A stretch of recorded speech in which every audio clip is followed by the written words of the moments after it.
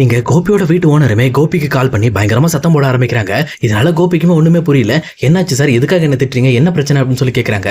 உடனே அவருமே அந்த பக்கம் இருந்துட்டு, சார் இங்க பாருங்க, நம்ம ஏற்கனவே வீடு நீங்க குடி வருமா என்ன சொன்னேன், நீங்க காலி பண்றதுக்கு 2 மாசத்துக்கு முன்னாடி எனக்கு இன்ஃபார்ம் பண்ணணும்னு சொன்னல.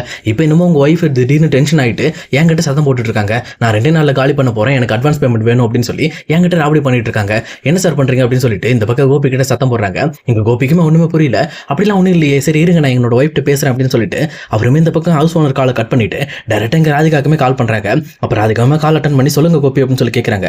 ஒன்னும் இல்ல ராதிகா, இந்த மாதிரி எனக்கு ஹவுஸ் ஓனர் கால் பண்ணாரு, நீ 2 நாள் வீட்டை காலி பண்ணன்னு சொல்லியிருக்கா, என்னாச்சு என்ன பிரச்சனை அப்படின்னு சொல்லி கேட்கறாங்க. இங்க ராதிகாவுமே மனசு வெறுத்து போயிட்டு, இங்க பாருங்க நீங்க ஆல்ரெடி உங்க குடும்பத்தோட சேர்ந்துட்டீங்க, உங்க குடும்பத்தோட இருக்கணும்னு முடிவு பண்ணிட்டீங்க. என் பொண்ணை பத்தி உங்களுக்கு கவலையும் கிடையாது, என்னை பத்தி உங்களுக்கு கவலை கிடையாது. அப்புறம் எதுக்காக நாங்க இங்க இருக்கணும் சொல்லப்போனா, நான் வந்து மயோட ஸ்கூல் பக்கத்துல ஒரு வீடு பார்த்திருக்கேன், அங்கேயே போயிடலான்னு முடிவு பண்ணிருக்கேன். ஏன்னா இங்க இருந்து எந்த ஒரு பிரயோஜனமும் கிடையாது. நீங்க எதனா உங்க குடும்பத்தோட தானே இருக்கணும்னு ஆசைப்படுறீங்க, நீங்க அங்கேயே இருங்க. இந்த விஷயத்துல ஹவுஸ் ஓனர்கிட்ட அதே சொல்லிருங்க, இந்த மாதிரி 2 நாள் காலி பண்றோம், எதா இருந்தாலும் நாங்க பேசிக்கிறோம்னு சொல்லி முடிச்சு விட்டுருங்க, அதுக்கப்புறம் நான் பாத்துக்கிறேன் அப்படின்னு சொல்லி சொல்றாங்க.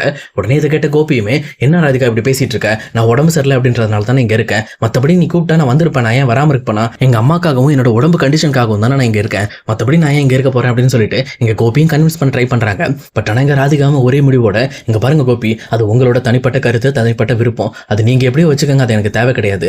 இந்த மாதிரி நான் வீட்டை காலி பண்றேன் அவ்வளவுதான். ஏன்னா நான் வந்து தெளிவா புரிஞ்சுக்கிட்டேன், ஏன்னா வந்து மயு வந்து உங்களோட குழந்தை கிடையாது, நீங்க உங்களோட குழந்தையா இருந்தா கவலைப்படுவீங்க, உங்க குழந்தைல இல்ல, அதனால நீங்க மயு பத்தி யோசிக்க மாட்டீங்க. ஒன்றும் பிரச்சனை இல்லை கோபி, நீங்க பாருங்க எப்படி பாக்கியா தனியாளா நின்று உங்க குழந்தைங்களை காப்பாத்தினாங்களோ அதே மாதிரி என்னாலையும் தனியாளா நின்று காப்பாற்ற முடியும். அது மட்டும் இல்லாம அவங்க கூட படிக்காதவங்க, ஏதோ ஒரு வேலை செஞ்சு கொஞ்சம் முன்னு கொண்டு வந்தாங்க. பட் ஆனால் நான் படிச்சவ, என் பொண்ணை எப்படி முன்னே கொண்டு வரணும் அப்படிங்கிற விஷயம் எல்லாமே எனக்கு தெளிவா தெரியும், அதனால உங்களோட ஹெல்ப் எனக்கு தேவையில்லைன்னு சொல்லிட்டு இந்த பக்கம் டப்புன்னு காலையுமே கட் பண்றாங்க. இங்க கோபிக்குமே மூஞ்சில் அடிச்ச மாதிரி இருக்கு. உண்மையிலுமே பாக்கியா சொன்ன மாதிரி நம்ம அப்பயே வீட்டுக்கு போயிருக்கணும், நம்ம அம்மாவோட பேச்சு கேட்டு இங்க இருந்ததுனால இப்போ என்ன ஆயிடுச்சு பாரு அப்படின்னு சொல்லிட்டு ரொம்பவுமே ஃபீல் பண்றாங்க. இன்னொரு பக்கம் நம்ம எதுக்கும் ராதிகா கிட்ட நேரில் போய் பேசி பார்க்கலான்ட்டு கோபியுமே அங்கிருந்து வெளியில கிளம்ப ட்ரை பண்றாங்க. ஆனா கரெக்டா அதை பார்த்த ஈஸ்வரியுமே, எங்கப்பா போற அப்படின்னு சொல்லி கேட்கிறப்போ, ஒன்னும் இல்லம்மா அதை வீட்டு வரைக்கும் போயிட்டு வந்துடுறேன், ராதிகாவை பார்த்துட்டு வந்துடுறேன் அப்படின்னு சொல்லிட்டு கோபியுமே வெளியில கிளம்புறாரு. ஆனா இதை பார்த்து ஈஸ்வரி இல்ல நீ போக கூடாதுப்பா, உன் உடம்பு சரியாகிற வரைக்கும் இந்த வீட்டை விட்டு வெளில போக கூடாது, இது அம்மாவோட ஆர்டர் அப்படின்னு சொல்லி சொல்றாங்க. அப்போ கோபியுமே எங்க அம்மாவோட பேச்சையுமே தட்ட முடியாம ராதிகாவோட பேச்சையும் கேட்க முடியாம ரொம்பவே கஷ்டப்பட்டு இருக்காங்க. இன்னொரு பக்கம் எங்க கோபியோட லாயருமே கோபி கால் பண்ணி, இங்க பாருங்க நீங்க பாக்கியோட வீட்டுல கூட இருக்கிறது உண்மையிலுமே நல்ல விஷயம், நீங்க அங்கேயே இருங்க, ஏன்னா வர திங்கக்கிழமை கோர்ட் வந்து ஹியரிங் வருது, அதனால நீங்க கண்டிப்பா கோர்ட்ல ஆஜராகிற மாதிரி இருக்கும். அப்போ நீங்க பாக்கியா வீட்டுல இருக்கிறத வச்சு கண்டிப்பா உங்க மேல எந்த ஒரு தப்பும் இல்லை அப்படிங்கறத நிரூபிச்சிடலாம். இப்போதைக்கு அவசரப்பட்டா பாக்கியா வீட்டை விட்டு போயிடாதீங்க அப்படின்னு சொல்லி இங்க கோபியோட லாயருமே கோபி கிட்ட அட்வைஸ் கொடுத்துறாரு. இதை கேட்ட கோபியுமே அப்ப கண்டிப்பா நம்ம கேஸ்ல இருந்து தப்பிக்கணும்னா இங்க இருந்தா தான் சரியாக்கும்னு சொல்லிட்டு பயங்கர ட்ரிக்கோட சொல்லப்போனா ஒரு பெரிய திட்டத்தோட தான் இங்க பாக்கியா வீட்டுல இருக்காரு. இன்னொரு பக்கம் பாக்கியாக்குமே அவங்களோட லாயர் கால் பண்ணி, இங்க பாருங்க மேடம், கோபி உங்க வீட்டுல தான் இருக்காரு அப்படின்ற விஷயத்த நான் கேள்விப்பட்டேன், அதனால தயவு செஞ்சு சொல்றேன் கோபியை உங்க வீட்டை விட்டு அமைச்சிருங்க.